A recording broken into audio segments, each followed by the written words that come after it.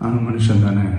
அந்த நேரத்தில் அத்தனை பேர் பாதிக்கப்பட்டு இருக்கும்போது எப்படி அந்த ஊரை விட்டுட்டு என்னால் கிளம்பி வர முடியும்?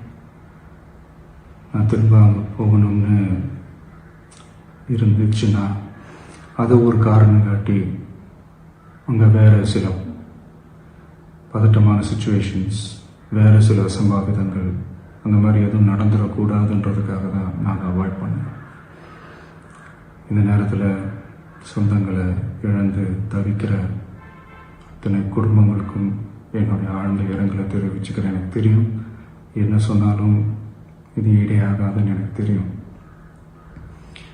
ஹாஸ்பிட்டலில் ட்ரீட் பண்ணிகிட்ருக்கிற எல்லாருமே சீக்கிரமாக க்யூர் ஆகி வரணுன்றதை இந்த நேரத்தில் நான் வேண்டிக்கிறேன்.